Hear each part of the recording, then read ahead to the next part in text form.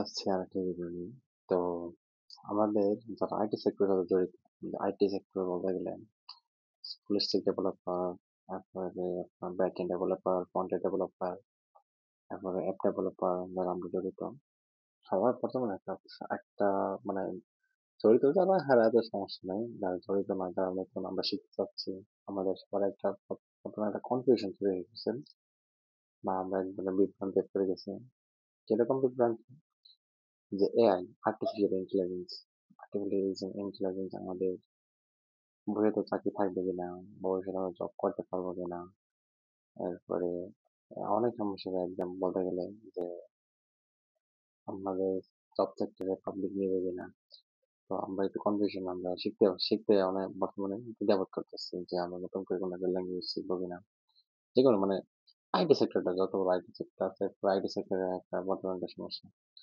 নতুন করে আইটি সেক্টরে ঢুকতে গেলে আমরা সবাই একটা সমস্যা ফেস করতেছি যে আমরা যে শিখবো কিনা, যে ভবিষ্যতে কাজ থাকতে হবে, কাজ না থাকলে তো জব না করতে পারলে তো আসলে লাভ নেই, সবাই ফিউচারটা চিন্তা ভাবনা। ইদানিং একটা জিনিস নিয়ে খুবই ভাইরাল হচ্ছে যে বাইক কোডিং। বাইক কোডিং কি, তো আমরা যদি অনলাইনে সার্চ করি, গুগলে লিখি বাইক কোডিং কি, তাহলে দেখি কি আসে।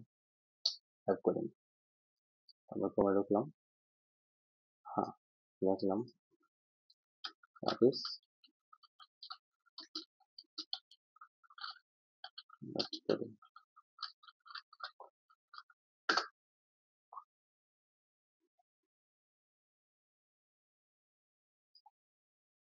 আমি আগে সার্চ দিয়ে নিয়েছি।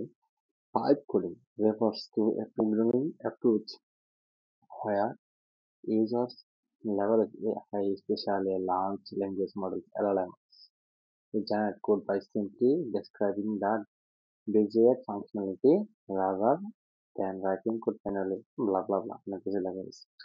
তো ভাইব কোডিং মূলত কি?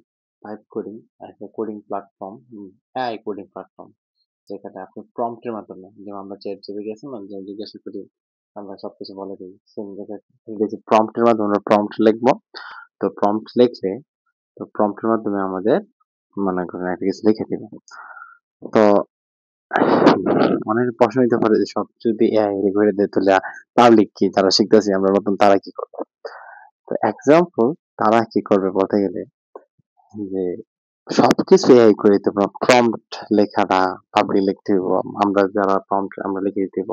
প্রশ্ন তো আসতে পারে যে প্রম্পট তো সবাই লিখতে পারবে, ঠিক আছে, মানে যে প্রশ্ন সবাই লিখতে পারবে, কিন্তু যে ইন্টারনাল জিনিসটা বুঝতে গেলে কিন্তু যারা কোডার, যারা শিখছে ডেভেলপার, তাদের কিন্তু প্রয়োজন পড়বে, ঠিক আছে। এআই চাকরি খাইব, এআই কোনো চাকরি খাইব না।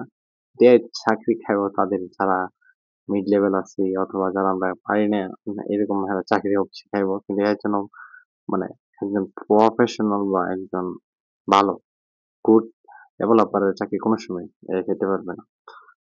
তাদের ভ্যালু আর দিন দিন বাড়বে, কারণ এআই ইউজ করে আমরা চলতে হবে। যারা আমরা এআই ইউজ না করতে পারি, হ্যাঁ লাগে আমরা ক্ষতি, আমাদের ক্ষতি আছে।